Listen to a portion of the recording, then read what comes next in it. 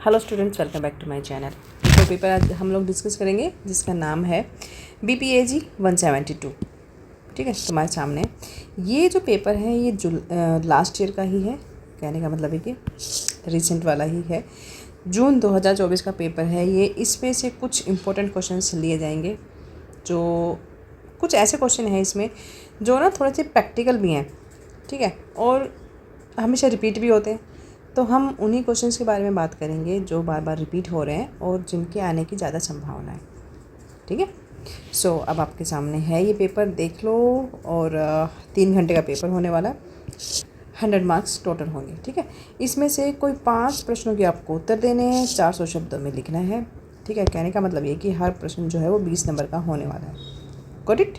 चलिए, तो मैं अपने अकॉर्डिंग जो क्वेश्चंस उठाऊंगी और उनको ही मैं यहाँ पर डिस्क्राइब करने वाली हूँ। ठीक है, तो जो इसमें इंपॉर्टेंट होने वाले हैं वो मैं पहले करूँगी।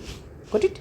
चलिए, तो इसमें जो सबसे पहला इंपॉर्टेंट होने वाला क्वेश्चन है वो है सतत विकास। सतत विकास पे आपसे हमेशा पूछा जाएगा, हमेशा पूछा जाता है इस पे क्वेश्चन। इस पर यहाँ पे फ़िलहाल तो 20 नंबर का पूछा जा रहा है। कई बार क्या होता है, ये इसको ना आपको 10 नंबर में भी पूछ लिया जाएगा। जो शॉर्ट क्वेश्चंस आते हैं ना उसमें भी पूछ लिया जाता है। बट सतत विकास पे तो आप ये मान के चलो कि क्वेश्चन आएगा ही आएगा, ये तो रखा हुआ ही मिलेगा आपको। Got it? तो इसको हम लोग डिस्क्राइब कर लेते हैं यहाँ पर कि क्या होता है ये और इसके कौन कौन से पहलू होते हैं, कौन कौन से प्रमुख आयाम होते हैं। तो इसका पूरा आंसर हम यहाँ पर डिस्क्राइब करेंगे। ठीक है, उससे पहले चैनल को सब्सक्राइब कर लेना, लाइक और शेयर कर देना। इसके साथ साथ मैं एक चीज़ और बता दूँ कि चैनल पे आपको सारे इंग्लिश के और अदर सब्जेक्ट के आपको पूरा जो जितनी भी इम्पोर्टेंट वीडियोस हैं वो सारी मिलेंगे आपको। तो कनेक्ट रहना चैनल से और बस वीडियो देखते रहना। ठीक है, चलो सबसे पहले हम बात करेंगे सतत विकास की। सतत विकास क्या होता है? सतत विकास होता है सस्टेनेबल ह्यूमन डेवलपमेंट। ठीक है, मानव विकास, जहाँ पर एक ऐसा प्रयास जिसमें मानव के विकास की बात की जाती है। ठीक है, तो आप इसमें लिखेंगे कि सतत विकास जो है वो एक ऐसी प्रक्रिया है जो मानव की आवश्यकताओं की पूर्ति करती है। Got it? और जो आने वाली पीढ़ी होती है, या फिर आप बोल सकते हो कि जो भावी पीढ़ी है, भावी पीढ़ी की भी आवश्यकताओं से समझौता किए बिना, जिसमें आर्थिक, सामाजिक और पर्यावरणीय स्थिरता सुनिश्चित करी जाती है। ये जो विकास है ना, केवल आर्थिक वृद्धि तक सीमित नहीं है, बल्कि इसका जो मेन उद्देश्य है वो मानव जीवन की क्या गुणवत्ता और इसके साथ साथ समानता। ठीक है, समानता हो गया, स्वतंत्रता, और जो जीवन की गरिमा है, हर इंसान की जीवन की जो गरिमा है उसको बढ़ाना है। ठीक है, तो कहने का मतलब ये हो गया कि सतत मानव विकास जो है वो एक ऐसी प्रक्रिया है जो मानव की आवश्यकताओं की पूर्ति तो करता ही है, साथ ही साथ जो आने वाली पीढ़ी होती है या भावी पीढ़ी है जो आने वाली है, उसकी जो आवश्यकताओं की जो पूर्ति होनी चाहिए, उन आवश्यकताओं को ठेस पहुंचाए बिना या उन आवश्यकताओं से समझौता किए बिना जो वर्तमान में जो पीढ़ी चल रही है उसकी भी जो मेन जो आवश्यकताएं हैं उनको पूरा करना, ये है सतत मानव विकास का एक तरह से इसकी मतलब अच्छाई है, इसकी विशेषता है।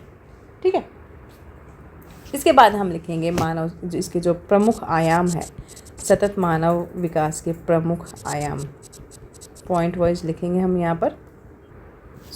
जो प्रमुख आयाम है, सबसे पहला होने वाला है वो होगा आर्थिक आयाम। आर्थिक आयाम की किस तरह से इम्पोर्टेंस है, या मानव विकास में जो आर्थिक आयाम होने वाले हैं उनकी क्या इम्पोर्टेंस है, उसमें कुछ पॉइंट्स बनेंगे। जिसमें पहला होगा रोज़गार के अवसर। तो हर व्यक्ति को रोज़गार के अवसर उपलब्ध करवाना इनका पहला एक जो ड्यूटी बन जाती है। सेकंड है आय में समानता। आय में समानता को बढ़ावा देना कि जो हर इंसान जिसको जो एक बराबर का काम कर रहा है तो उसकी सैलरी में भी उसी हिसाब से जो है बढ़त होनी चाहिए। संसाधनों को न्यायसंगत उपयोग करना और उसका वितरण करना। संसाधन कौन से होते हैं? जो हमारे प्राकृतिक संसाधन होते हैं ना, उनका इस तरह से उपयोग करना चाहिए कि प्रकृति के साथ वो न्याय संगत हो। मतलब प्रकृति के साथ न्याय करते हुए प्रकृति ने जो हमें संसाधन दिए हैं उनका उपयोग करना और वितरण करना। वितरण मतलब कि जो प्राकृतिक संसाधन हमें उपलब्ध हो रखे हैं उनका वितरण होना, इस तरह से उनका वितरण होना कि वो जो ज़रूरतमंद है, हर ज़रूरतमंद की पहुंच में वो संसाधन पहुंच सकें। फिर फोर्थ है दीर्घकालीन आर्थिक स्थिरता निश्चित करना, कि एक लंबे टाइम के लिए आर्थिक स्थिरता का मतलब होता है कि एक लॉन्ग टर्म, किसी भी इंसान का जब आर्थिक विकास होगा, जब उसके पास एक पर्टिकुलर अमाउंट होगा या फिर उसकी आर्थिक स्थिति अच्छी होगी एक लॉन्ग टर्म के लिए, तो उस चीज़ को सुनिश्चित करना। मतलब ये है कि कोई भी इंसान इनसिक्योर ना हो अपनी आर्थिक स्थिति को लेकर, ठीक है। इसीलिए यहाँ पर ये दीर्घकालीन वर्ड इन्होंने डाला है कि दीर्घकालीन, एक लंबे टाइम के लिए आर्थिक स्थिरता को सुनिश्चित करना। ये फर्स्ट आयाम हो गया।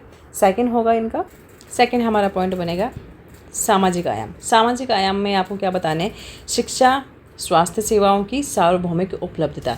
कहने का मतलब ये है कि शिक्षा हो गया, स्वास्थ्य हो गया, ये जो सेवाएं होती हैं ये सार्वभौमिक, मतलब हर किसी की पहुंच में होना चाहिए, ठीक है।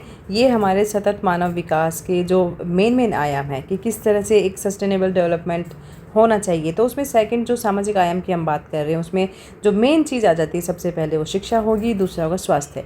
तो ये जो दो सेवाएं हैं ये सार्वभौमिक उपलब्धता की हर किसी की पहुंच में होनी चाहिए, दोनों चीज़ें ये। फिर सेकंड है लैंगिक समानता। लैंगिक समानता, सामाजिक न्याय को बढ़ावा देना। लैंगिक समानता क्या होता है? जिसमें मेल फीमेल, ठीक है, ये दो ही तो हमारे समाज में लिंग होते हैं ना। तो जो मेल और फीमेल है उनको बराबरी का दर्जा देना, चाहे वो एजुकेशन हो, चाहे वो कोई भी सेवा हो, सर्विस हो वहाँ पर, और सामाजिक न्याय को बढ़ावा देना, ठीक है। थर्ड पॉइंट है गरीबी हो गया, भुखमरी हो गया या फिर असमानता, इन तीनों चीज़ों को कम करना, ये भी एक इनका इम्पोर्टेंट आयाम होता है। फिर मानव अधिकारों की सुरक्षा करना। हर इंसान को हर देश में हर इंसान को कुछ अधिकार दिए गए हैं, कुछ कर्तव्य होते हैं उसके। तो जो मानव अधिकारों की यहाँ पर बात की जा रही है ना, अब हमारे देश में लोकतंत्र है, संविधान के अकॉर्डिंग हर इंसान को अधिकार दिए गए हैं। तो जो मानव विकास है, जो सतत मानव विकास है, उसका एक काम ये हो जाता है, ये ड्यूटी बन जाती है कि जो भी हर इंसान का जो मानव अधिकार है, हर इंसान को जो उसके मानव अधिकार की बात होती है कि जो फंडामेंटल राइट्स तो होते ही हैं, उसके साथ साथ मानव अधिकार की बात होती है कि हर इंसान को अपने तरीके से जीने की आज़ादी है, अपने तरीके से खाने की, पीने की, जीने की, मतलब। तो वो जो एक बेसिक, एक जो आप बोल सकते हो कि निहायत ही बेसिक एक अधिकार हो गया, तो उस चीज़ की सुरक्षा करना। उसमें ये ना हो कि भाई तुम कोई पर्टिकुलर चीज़ नहीं खा सकते या फिर तुम किसी धर्म को नहीं मान सकते, ये सारी चीज़ें ना हो। मानव अधिकारों की सुरक्षा जो है इसमें एक इम्पोर्टेंट कड़ी हो जाती है। ये थर्ड यहाँ पर हम डिस्कस करेंगे पर्यावरणीय आयाम। पर्यावरणीय आयाम मतलब एनवायरमेंटल डायमेंशंस की हम बात कर रहे हैं यहाँ पर। तो इसमें फर्स्ट पॉइंट बनेगा प्राकृतिक संसाधनों का संरक्षण और उनका सतत उपयोग। कि जो भी हमारे पास संरक्षण है, जो संसाधन है हमारे पास, चाहे कोयला है, पानी है, खनिज है, लवण है, जो भी जितनी भी चीज़ें हमें प्रकृति से प्राप्त हुई हैं, उन प्राकृतिक चीज़ों का संरक्षण तरीके से करना और उनका सतत उपयोग। मतलब उन चीज़ों को हम उतना ही यूज करें जितना हमें उनकी ज़रूरत है। ज़रूरत से ज़्यादा उपयोग करेंगे तो फिर वो क्षरण हो जाएगा। जैसे कि हम लोग, जैसे अब जो ज़मीनें, अगर घर बनाने के लिए जगह चाहिए तो खेतों को काटा जा रहा है, पहाड़ों को काटा जा रहा है, पूरे जंगल ख़त्म कर दिए हैं कंपनीज़ के लिए, फैक्ट्रीज़ के लिए। तो कहने का मतलब ये है कि उनका संरक्षण भी ज़रूरी है और उनका उपयोग उतना ही करें जितना मानव को उसकी ज़रूरत है। सेकंड है प्रदूषण नियंत्रण और पारिस्थितिकी तंत्र की सुरक्षा। कि प्रदूषण को नियंत्रण करना और उसके साथ साथ जो हमारा इकोलॉजिकल बैलेंस है उसको भी सेफ रखना भी ये आयाम का एक कर्तव्य बनता है। थर्ड है जलवायु परिवर्तन से निपटने की रणनीति। जो जलवायु परिवर्तन जितनी तेज़ी से हो रहा है, उसके जो कारण होते हैं, कारण में क्या है कि हम अपने सारे पेड़ काट दिए हैं, हमारे पास पहाड़ नहीं है, हम जो टेम्परेचर, जो धरती का जो टेम्परेचर बढ़ रहा है उसके काफ़ी सारे रीज़न हैं, आप लोग जानते हो। तो उसके साथ साथ जो जलवायु परिवर्तन जो है वो काफ़ी तेज़ी से हो रहा है, जिसकी वजह से आप देख रहे होंगे कि बारिश आती है तो बहुत ज़्यादा आ जाती है, या फिर बारिश के महीने में बारिश नहीं आती है, बट तूफ़ान आ रहे हैं और बेमौसम की जो भी चीज़ें हो रही हैं यहाँ पर, वो सारे वो सब परिणाम है जलवायु परिवर्तन का। तो उससे निपटने के लिए क्या क्या रणनीतियाँ बनानी चाहिए, वो सतत विकास का एक सबसे इम्पोर्टेंट, मैं कहूँगी सबसे इम्पोर्टेंट एक आयाम हो जाता है। क्योंकि जो पर्यावरण है उससे हर इंसान का जीवन जुड़ा हुआ है, हर इंसान की ज़िंदगी जुड़ी हुई है, और उसके साथ साथ एक तरह से देखा जाए तो प्रकृति और जो मानव है वो एक दूसरे के पूरक ही है, उन दोनों का एक दूसरे के बिना नहीं हो सकता गुजारा। ठीक है, तो मानव जो है वो तो पूरी तरह से पर्यावरण पर ही आधारित है। तो अगर हम पर्यावरण की सुरक्षा करेंगे, उसके बारे में सोचेंगे, उसको किस तरह से सुरक्षित रखना है, सो दैट कि जो आने वाली पीढ़ी हैं, या फिर जो आने वाली पीढ़ी की ही हम बात करेंगे, उनको वो सारी चीज़ों का सामना ना करना पड़े, या उनके लिए हम पर्यावरण को किस तरह का बना कर जाएंगे, ये सारी चीज़ों को सोचने की ज़रूरत है। उसके बाद इसमें जो 4th पॉइंट आता है वो है नवीकरणीय ऊर्जा। नवीकरणीय ऊर्जा, और इसके साथ साथ जो हरित क्रांति होती है ना, हरित क्रांति, उस चीज़ को भी बढ़ावा देना। 4th पॉइंट हम बात कर लेते हैं। जो नेक्स्ट पॉइंट हमारा होगा वो होगा मानव विकास की विशेषताएं। सतत मानव विकास, सतत मानव विकास की विशेषताएं। सबसे पहला पॉइंट बनेगा लंबी अवधि की दृष्टि। मतलब ये जो विकास है ये वर्तमान के साथ साथ जो भविष्य की पीढ़ी है उनके हितों को ध्यान में रखकर बनाता है। ठीक है, और सेकंड है जन केंद्रित, मतलब पीपल सेंट्रिक, लोगों को ध्यान में रखकर बनाया गया। तो ये विकास मानव की आवश्यकताएं और उनके अधिकारों और क्षमताओं पर केंद्रित होता है। समान अवसर बात करें कि ये सभी वर्गों को समान अवसर देने पर बल देता है। विशेषतः जो महिलाएं हो गया, बच्चे हो गए, अल्पसंख्यक हो गए, या फिर उसके साथ साथ जो जितने भी वंचित समुदाय हैं, ठीक है, उनके हितों की ये बात करता है। 4th है संतुलित विकास। संतुलित विकास में वो सारी चीज़ें होंगी जो मैं ऑलरेडी बता चुकी हूँ, जिसमें आर्थिक आ जाएगा, सामाजिक और पर्यावरणीय विकास के बीच में ये एक संतुलन विकसित करता है। ठीक है, अब हम बात करेंगे कि मानव विकास और जो उसके साथ मानव विकास सूचकांक की भी बात कर लेंगे थोड़ी सी। मानव विकास सूचकांक और सतत विकास क्या होता है? तो संयुक्त राष्ट्र विकास कार्यक्रम जो है, जिसको हम UNDP बोलते हैं, ठीक है, इसके द्वारा जो मानव विकास सूचकांक वो 3 मापदंडों पर आधारित है। एक है हेल्थ, गॉट इट, एजुकेशन और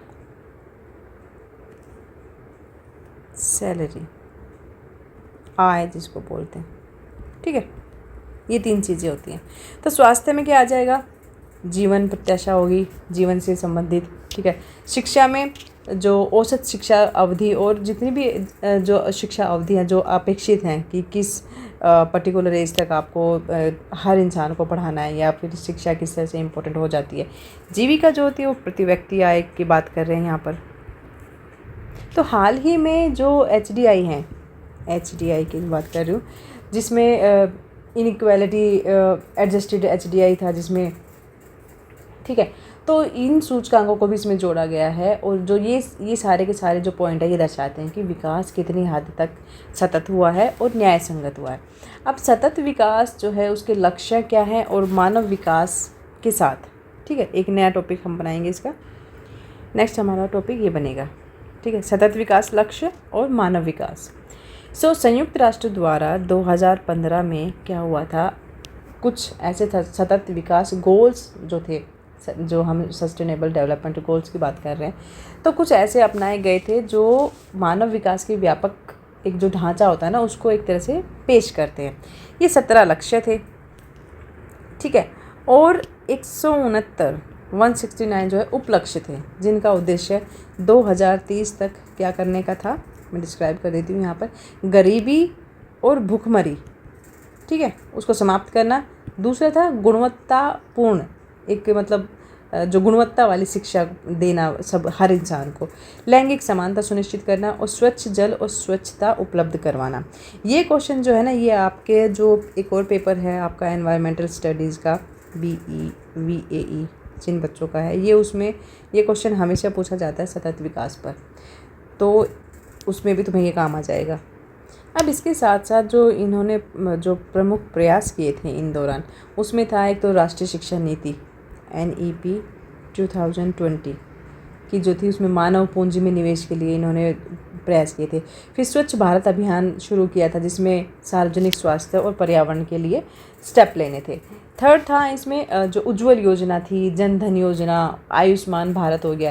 ये सामाजिक सुरक्षा जो थी ना, ये सुनिश्चित करने के लिए ये सारे के सारे स्टेप उठाए गए थे। उसके बाद है राष्ट्रीय कार्य योजना, जिसको बोलते हैं NAPCC, ठीक है, जलवायु परिवर्तन से निपटने के लिए ये कार्यकारिणी जो बनाई गई थी। लेकिन इन सारी चीज़ों के बावजूद भी जो कुछ इनको फेस करने में कुछ चुनौतियाँ आ रही थी, जिसमें कुछ चुनौतियाँ भी अगर आप लिख देंगे तो अच्छी बात है। ठीक है, क्या क्या चुनौतियाँ आई इसमें थी कि बढ़ती हुई आर्थिक विषमता मतलब कि गरीबी हो रहा है, जो एक अमीरी गरीब का जो एक फासला बढ़ गया समाज में। फिर पर्यावरण का जो दोहन हुआ है, जल संकट हो गया, ये सारी चीज़ें आप चुनौतियों में लिखेंगे। शहरीकरण और जो अनियोजित विकास हो गया। अनियोजित विकास का मतलब है कि किसी ने भी कहीं पर भी घर बना दिया, या फिर जो बिल्डर फ्लैट होते हैं, या फिर आप जैसे मैं गुड़गांव का अगर एग्जांपल दूँ तो गुड़गांव वैसे तो बहुत अच्छा बना हुआ है, लेकिन बारिश में वहाँ पर इतना पानी क्यों भर जाता है? वो इसलिए भर जाता है कि वहाँ पर जो रेन वाटर जो पाइप डालने चाहिए वो नहीं है। तो ये जो अनियोजित विकास है ना, ये ऐसे ही होता है। जो बेसिक चीज़ें होती हैं जिसकी वजह से हर चीज़ सुचारू रूप से चलनी चाहिए, उनका कहीं ना कहीं दोहन कर दिया जाता है। और 4th पॉइंट आएगा आपका शिक्षा और स्वास्थ्य के क्षेत्र में जो एक क्षेत्रीय असंतुलन जो जिस तरह से हो गया कि अगर शहर में जो आप लोग देखोगे कि जो गाँव के हॉस्पिटल हो गए हैं, गाँव में मैं सबकी बात नहीं कर रही हूँ, बट फिर भी काफ़ी जगह ऐसी हैं जहाँ पर अगर मैं गांव शहर की बात करें तो वहाँ पर एजुकेशन और जो हेल्थ है वो उसमें इतना कुछ इजाफा नहीं हुआ है। हालांकि अगर आप शहर के साथ तुलना करेंगे तो वहाँ पर थोड़ा बहुत फिर भी फैसिलिटीज़ आपको मिल जाएंगी। तो ये कुछ चुनौतियाँ हैं जो इस विकास को बढ़ने से थोड़ा सा कहीं ना कहीं हर्ट करेगी, रोकेगी। फिर आप बाद में निष्कर्ष लिख देना और आपका क्वेश्चन कंप्लीट हो जाएगा कि मानव विकास केवल आर्थिक वृद्धि नहीं है, बल्कि एक समग्र और न्याय संगत विकास प्रक्रिया होती है। ठीक है, जो व्यक्ति की गरिमा, स्वतंत्रता और अवसरों की समानता सुनिश्चित करती है। ठीक है, ये हमारा क्वेश्चन हो गया। नेक्स्ट देख लेते हैं। नेक्स्ट क्वेश्चन है यहाँ पर हमारा होगा ये 3rd वाला। ये इम्पोर्टेंट क्वेश्चन है। ठीक है, हालांकि हम इम्पोर्टेंट ही बात कर रहे हैं। शासन के द्वारा लोकतंत्र को मजबूत करने के उपायों की व्याख्या करिए। शासन क्या होता है? जो गवर्नमेंट होती है हमारी, गवर्नमेंट के द्वारा लोकतंत्र को किस तरह से मजबूत किया जा सकता है और वो कौन कौन से उपाय हो सकते हैं, उनके बारे में हमें बात करनी है। सबसे पहले देख लो, उसको मजबूत करने के लिए उपाय बताने हैं। ठीक है, तो आपको सबसे पहले इंट्रो लिखना है, या इंट्रोडक्शन हमेशा की तरह। ठीक है, इंट्रोडक्शन में आप लिखेंगे कि लोकतंत्र को मजबूत करना किसी भी राष्ट्र के स्थायित्व, उसके विकास, उसके नागरिक अधिकारों की सुरक्षा के लिए अत्यंत आवश्यक होता है ना। अब शासन के द्वारा लोकतंत्र को मजबूत करने के लिए तो काफ़ी उपाय किए जा सकते हैं, जिनका उद्देश्य क्या होता है? पारदर्शिता। ठीक है, पारदर्शिता स्थापित करना, जवाबदेही और भागीदारी। ठीक है, इसके साथ साथ विधि या फिर कानून, एक ही बात है, कानून का शासन सुनिश्चित करना। ठीक है, ये शासन का एक तरह से काम हो गया। फिर 2nd पॉइंट हमारा बनेगा कि तो वो कौन कौन से उपाय होने वाले हैं, उनकी एक एक करके बात कर लेते। सबसे पहला होगा हमारा स्वतंत्र और निष्पक्ष चुनाव। ठीक है, इसमें क्या लिखेंगे आप कि लोकतंत्र की जो नींव होती है ना, किसी भी लोकतंत्र की नींव होती है वो स्वतंत्र और निष्पक्ष चुनाव, पारदर्शी चुनाव पर टिकी होती है। शासन ही ये सारी चीज़ें सुनिश्चित करना चाहिए। कौन कौन सी चीज़ें होंगी वो जो शासन सुनिश्चित करेगा निष्पक्ष चुनावों के लिए? सबसे पहला आप लिखेंगे कि चुनाव आयोग स्वतंत्र रूप से कार्य करे और किसी भी राजनीतिक दबाव में ना आए। ठीक है, 2nd आएगा मतदाता सूची को टाइम पर अपडेट करना चाहिए। फिर जैसे ईवीएम हो गया और वीवीपैट, ये जो 2 चीज़ें हैं, इनका प्रयोग जो है वो पारदर्शितापूर्ण और सुरक्षा के साथ किया जाना चाहिए, वरना गड़बड़ हो सकती है। फिर कई जगह तुमने सुना होगा कि धन बल और बाहुबल का भी यूज़ किया जाता है, कई जगह चुनाव में ये चीज़ें हो जाती हैं, तो उन चीज़ों को भी रोका जाना चाहिए। ये हमारा हो गया स्वतंत्र और निष्पक्ष चुनावों के बारे में। 2nd पॉइंट हमारा बनेगा इसमें न्यायपालिका की स्वतंत्रता। ठीक है, न्यायपालिका की स्वतंत्रता का क्या मतलब होता है और वो क्यों ज़रूरी है, वो यहाँ पर देख लेते हैं।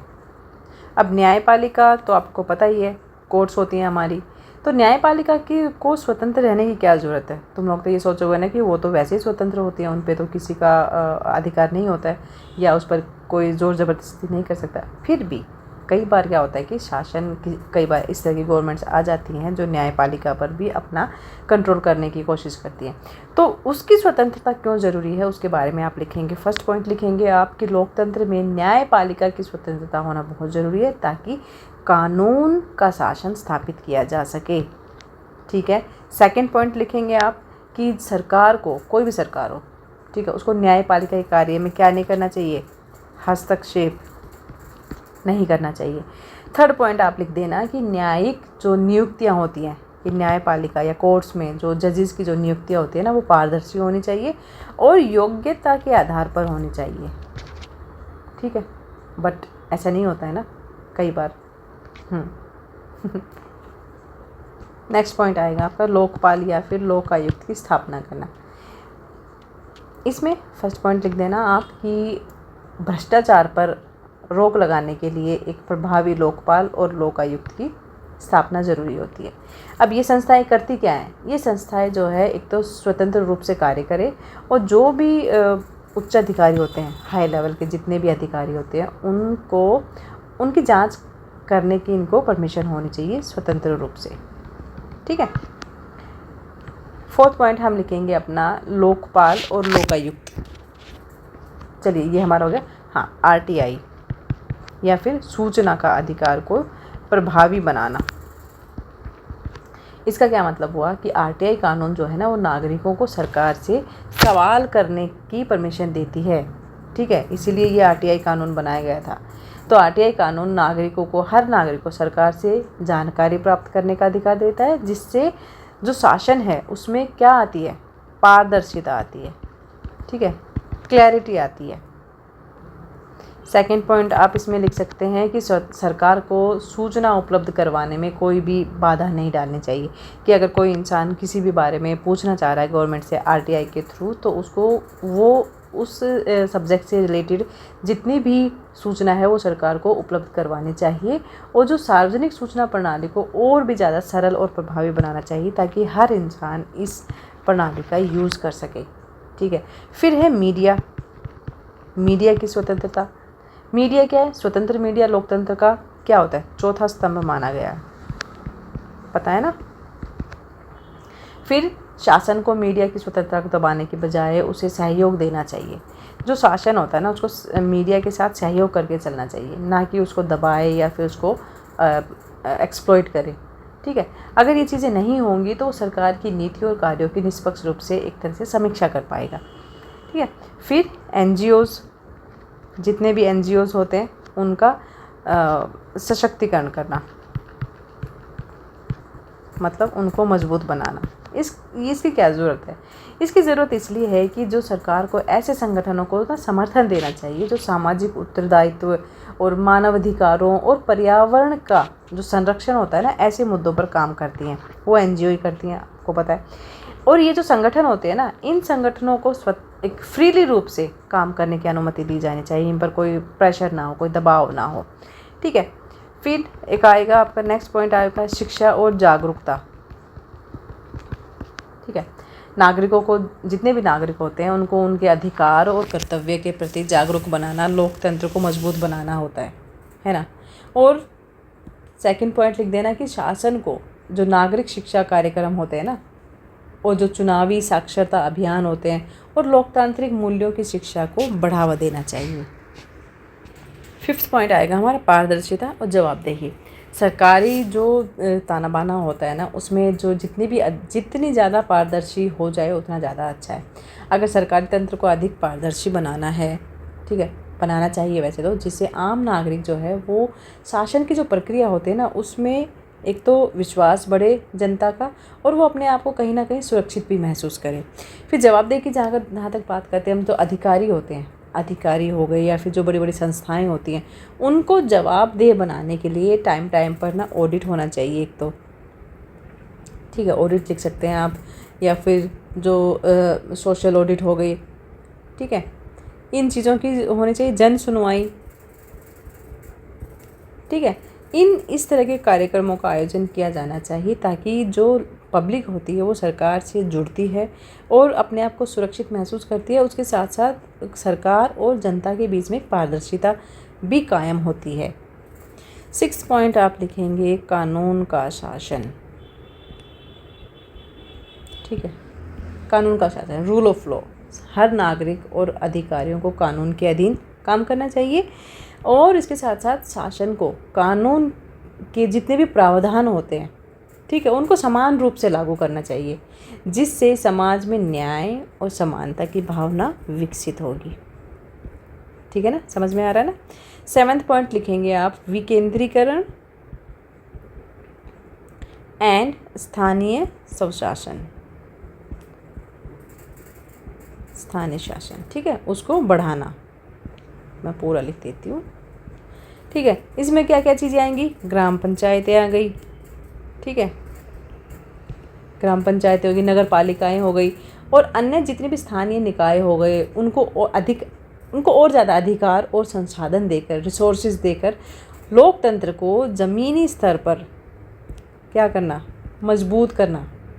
ठीक है, मजबूत किया जा सकता है ना ऐसे।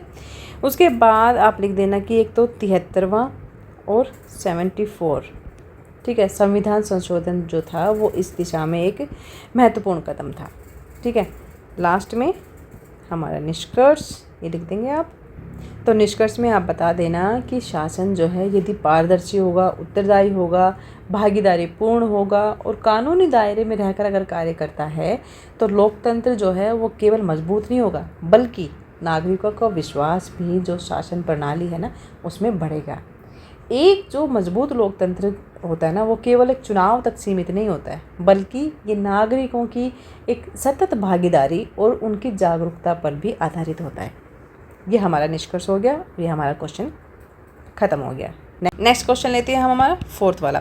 वर्तमान युग में शासन की चुनौतियां और नौकरशाही की बदलती भूमिका का वर्णन करें। इसको आप 2 तरीके से समझना। इसको क्वेश्चन को आप 2 पार्ट में लिखोगे। एक तो जो वर्तमान टाइम में जो प्रेजेंट में जो शासन की चुनौतियां हैं ना, सरकार के सामने क्या क्या चुनौतियां आ रही हैं, और उसके साथ साथ जो नौकरशाह है, ब्यूरोक्रेसी जो है, उसकी जो भूमिका बदल रही है उसका हमें वर्णन करना है। तो पहले हम चुनौतियां लिखेंगे, उसके बाद नौकरशाही के बारे में जो उसकी बदलती भूमिका है उसके बारे में बात करेंगे। ठीक है, तो सबसे पहले आप इंट्रोडक्शन लिख देना। इंट्रोडक्शन में आप क्या लिखेंगे कि जो वर्तमान टाइम में जो शासन की कई सारी चुनौतियां हैं, जैसे आर्थिक असमानता, जलवायु परिवर्तन, सामाजिक राजनीतिक विभाजन, आतंकवाद और बढ़ते हुए अपराध, सार्वजनिक स्वास्थ्य, ये सारी की सारी जो मेन जो चुनौतियाँ हैं वो शासन के सामने, सरकारों के सामने जो है मेन चुनौतियाँ बनी हुई हैं। अब नौकरशाही की भी भूमिका बदल रही है इसके साथ साथ, क्योंकि उसे इन सारी ये जो समस्याएं हैं ना, जो चुनौतियां हैं, उसे इनका सामना करना है और उनको एक नए तरीके से इन चीज़ों को टैकल करने के लिए टेक्निक्स भी बनानी है, प्रतिक्रिया देनी है। तो नौकरशाही को ज़्यादा पारदर्शी, जवाबदेही और नागरिकों की ज़रूरतों को पूरा करने के लिए जो है थोड़ा सा और सक्रिय होना चाहिए या होना होगा। ठीक है, तो ये हमारा इंट्रोडक्शन में आप लिख देंगे। इसके बाद जो मेन जो चुनौतियां हैं ना मैंने यहाँ पर लिख दी हैं, हम एक एक करके इनको लेंगे। ठीक है, तो जो फर्स्ट है हमारा आर्थिक असमानता। आर्थिक असमानता में क्या क्या चीज़ें आएंगी कि देखो, असमानता जो है वो एक गंभीर समस्या है।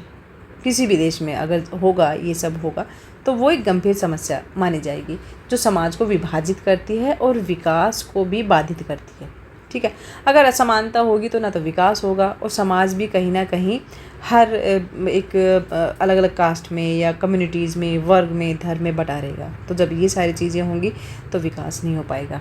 ठीक है, फिर है जलवायु परिवर्तन। जलवायु परिवर्तन तो एक ग्लोबल जो है एक चुनौती बन चुकी है हर किसी के लिए, जिसके अब आप देख भी रहे हो जो परिणाम आ रहे हैं। ठीक है, थर्ड है सामाजिक और राजनीतिक विभाजन। जितने भी जो सामाजिक राजनीतिक विभाजन जो है वो समाज में एक तरह से टेंशन क्रिएट करता है और जो शासन होता है ना उसको भी कहीं ना कहीं अस्थिर कर देता है। क्योंकि अगर समाज में अगर समानता नहीं होगी, समाज का जो एक बैलेंस्ड लेवल पर अगर विकास नहीं होगा तो वो कहीं ना कहीं शासन को भी एक तरह से थोड़ा सा अस्थिर कर देगी, क्योंकि समाज और जो सरकारें हैं वो मिलजुल कर ही काम करती हैं। फिर है आतंकवाद और बढ़ते हुए अपराध।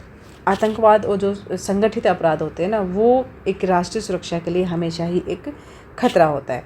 सार्वजनिक स्वास्थ्य की बात करें तो सार्वजनिक स्वास्थ्य की जो चिंताएं हैं, जैसे कि महामारी हो गया, और भुखमरी हो गया, भुखमरी तो नहीं बोलेंगे बट हाँ सार्वजनिक स्वास्थ्य में तो जो महामारी ही होती है वो एक बहुत बड़ी चुनौती सरकार के सामने हमेशा ही खड़ी रहती है। ठीक है, तो ये हमारी हो गई। जो नेक्स्ट जो हम अपना जो क्वेश्चन का हाफ पार्ट जो करने वाले हैं वो है नौकरशाही की बदलती हुई भूमिका के बारे में। ठीक है, तो नौकरशाही की जो भूमिका है वो किस तरह से बदली है टाइम के साथ साथ, उसमें कौन कौन से पॉइंट बनेंगे उनको हम एक एक करके डिस्क्राइब कर लेते हैं। फर्स्ट हमारा बनेगा पारदर्शिता, ठीक है, और जवाबदेही। इस पॉइंट का क्या मतलब है? पारदर्शिता और जवाबदेही। नौकरशाही जो होती है ना, जो ब्यूरोक्रेसी होती है, उससे ये उम्मीद की जाती है कि वो पारदर्शी हो और उसको जवाबदेह होना चाहिए ताकि जनता का वो विश्वास हासिल कर सके। ठीक है, किस लिए कर सके? ताकि जनता का जो विश्वास है वो शासन में बना रहे, गवर्नमेंट में बना रहे, कि जो गवर्नमेंट जो करेगी वो जनता के कल्याण के लिए करेगी, जो भी काम करेगी, जो नीतियाँ बनाएगी वो जनता के कल्याण से ही रिलेटेड होंगी। ठीक है, तो ये हो गया हमारा पारदर्शिता और जवाबदेही। सेकंड पॉइंट हम लिखेंगे सहयोग और सहभागिता, ये हमारा पॉइंट बनेगा। ठीक है, इसके बारे में आप लिखेंगे कि जो नौकरशाह होते हैं ना, उनको जो अदर जो हितधारक होते हैं, हितधारक कौन होते हैं? जनता होती है, जिनके हितों की बात की जाती है, उनके साथ क्या करे? सहयोग करे और सहभागिता करनी चाहिए, ताकि जो भी समस्याएं होती है, आम पब्लिक की जितनी भी समस्याएं होती है या आम जनता की जो समस्याएं होती है, चाहे आर्थिक, सामाजिक, धार्मिक, न्यायिक जो भी हो, उसका समाधान किया जा सके। थर्ड पॉइंट आप लिखेंगे कि जो नई तकनीकें होती हैं, नई तकनीकें होती है ना, उनका उपयोग। अब इसकी क्या ज़रूरत है? इसकी ज़रूरत इसलिए होती है कि जो नौकरशाह होते हैं ना, उनको हर शासन को एक बेहतर ढंग से चलाने के लिए या और अधिक एडवांस तरीके से बनाने के लिए जितनी भी नई नई टेक्नोलॉजीज़ आती हैं उसका उपयोग करना आना चाहिए। ठीक है, न्यू टेक्नोलॉजी में क्या है, जो जैसे कि अब फ़िलहाल जैसे RTI हो गया, या फिर जो जितनी भी टेक्निकल चीज़ें जो बनी हुई हैं, जो जिसकी सहायता से नौकरशाहों को आम जनता तक पहुंचने में मदद मिलती है। ठीक है, उस चीज़ का यूज़ करके वो शासन को और जनता को इसके साथ साथ एक संतुलित भागीदारी करके वो शासन को एक स्थिर रूप दे सकते हैं। फोर्थ पॉइंट हमारा बनेगा यहाँ पर नागरिक। ठीक है, नागरिक केंद्रित क्या दृष्टिकोण। ठीक है, नागरिक केंद्रित दृष्टिकोण का मतलब होता है कि जो नौकरशाह होते हैं ना, उनको नागरिकों की, आम जनता की ज़रूरतों को पूरा करने के लिए एक नागरिक केंद्रित दृष्टिकोण अपनाना चाहिए। मतलब हर नौकरशाह का दृष्टिकोण इस तरह का होना चाहिए कि उसके लिए उसका दृष्टिकोण, उसका जो पॉइंट ऑफ व्यू है, जो सोचने का तरीका है या नीतियों को लागू करने का जो तरीका है, वो जनता से रिलेटेड होना चाहिए। जनता उसके सेंटर में होनी चाहिए, उसके व्यू ऑफ थिंकिंग का जो कोर एरिया है ना, उसमें जनता होनी चाहिए। ठीक है, तो नागरिक केंद्रित दृष्टिकोण हो गया यहाँ पर। फिफ्थ पॉइंट पे आप लिखेंगे प्रशासनिक क्षमता का विकास। नौकरशाहों को प्रशासनिक क्षमता का विकास करना चाहिए। क्यों करना चाहिए? ताकि वो इन चुनौतियों का सामना कर सके। ठीक है, अगर प्रशासनिक क्षमता होगी किसी भी नौकरशाह में, उसको प्रशासन को चलाने की कैपेबिलिटी होगी, तो फिर जो भी चुनौतियां आएंगी, चाहे वो आम पब्लिक की हो या शासन की हो, उनका वो सामना एक जो है एक पॉजिटिव वे में कर सकते हैं। इसके बाद आप लिख देंगे हमेशा की तरह निष्कर्ष। निष्कर्ष में क्या लिखेंगे कि शासन की जो चुनौतियां हैं वो तो लगातार बढ़ती जा रही हैं, और जो नौकरशाह हैं उनको इन चुनौतियों का सामना करने के लिए एक जो सक्रिय भूमिका होती है ना, वो निभानी चाहिए। अब नौकरशाही को अधिक या फिर ज़्यादा पारदर्शी बनाना, ठीक है, जवाबदेह बनाना और नागरिकों की ज़रूरतों को पूरा करने के लिए क्या होना चाहिए? अधिक सक्रिय होना चाहिए। Got it?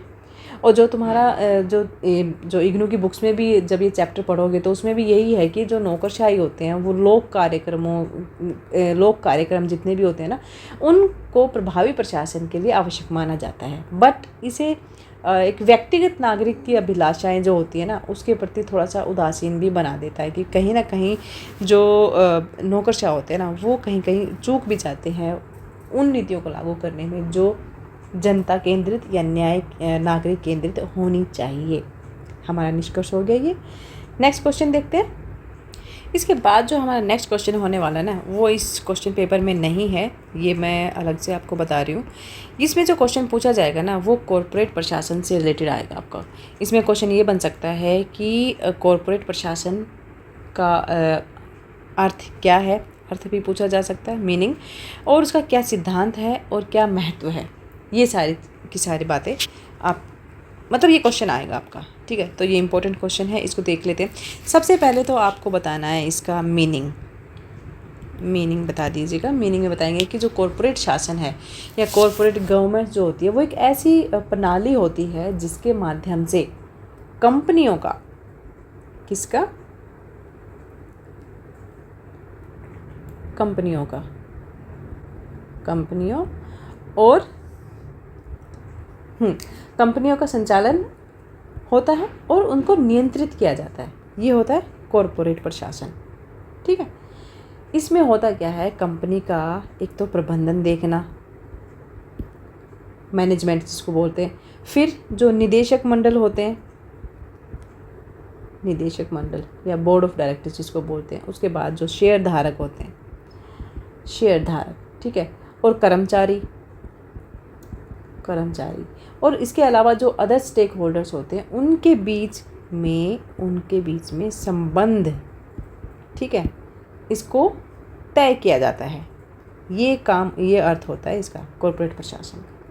सरल शब्दों में अगर मैं बताऊँ आपको या समझाने की कोशिश करूँ तो कॉरपोरेट शासन वो प्रक्रिया है या फिर वो ढांचा है जिसके तहत किसी कंपनी के उद्देश्य तय किए जाते हैं, किसी भी कंपनी के उद्देश्य तय किए जाते हैं और उन्हें प्राप्त करने के लिए, उनको अचीव करने के लिए कुछ नीतियां बनाई जाती हैं और उन नीतियों के लिए कुछ प्रदर्शन करने के लिए या उन नीतियों को प्रदर्शित करने के लिए उनकी निगरानी भी की जाती है ताकि काम सुचारू रूप से चलता रहे, ठीक है।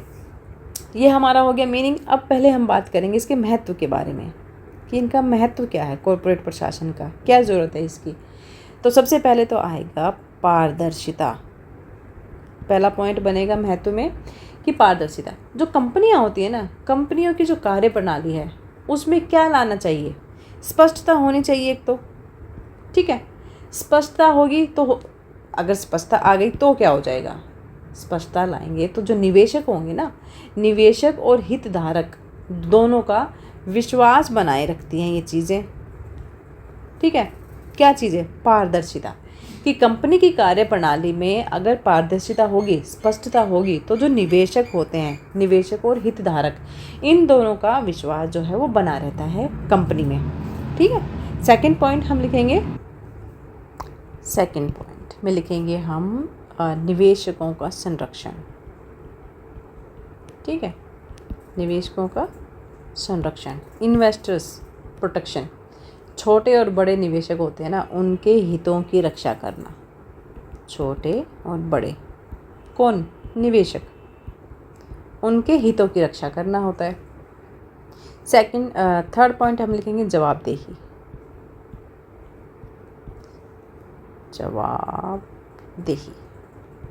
दोबारा लिख देती हूँ,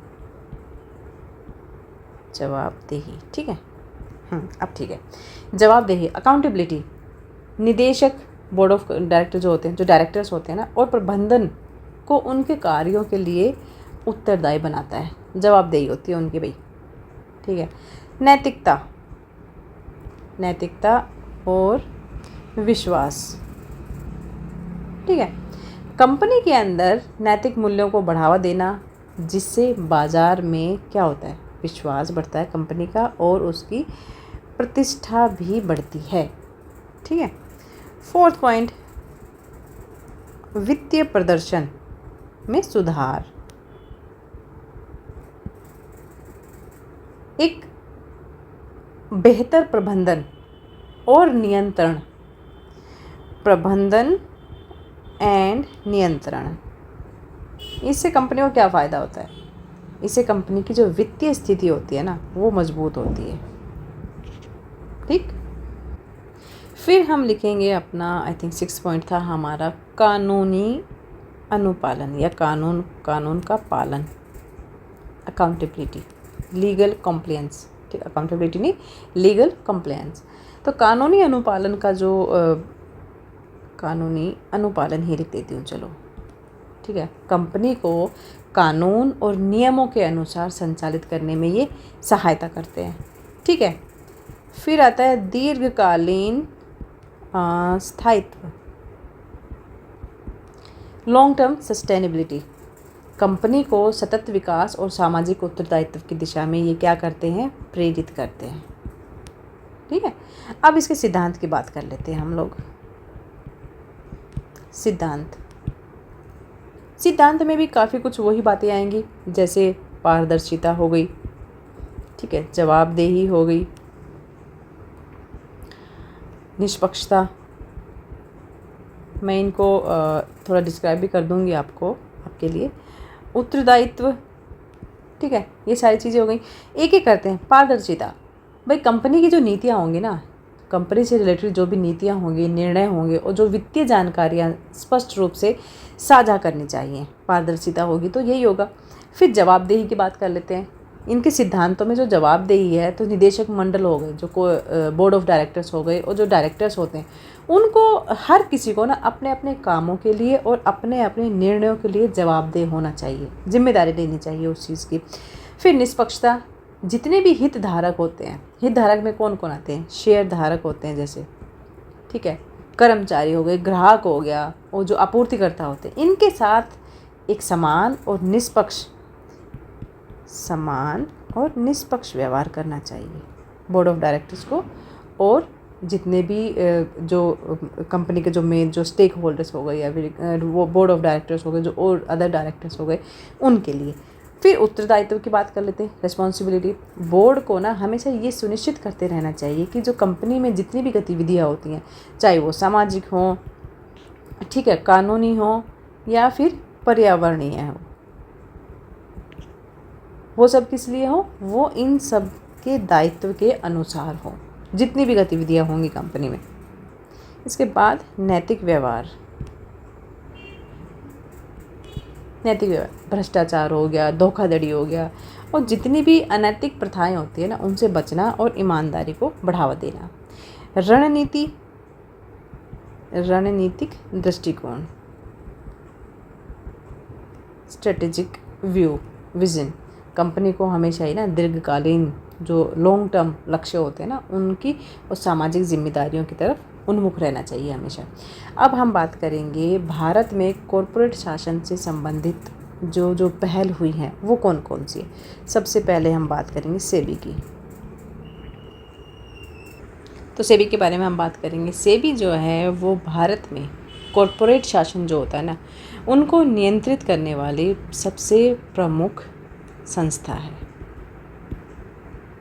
ठीक है, एक होता है LODR, इसका मतलब होता है listing obligations and disclosure recruitments.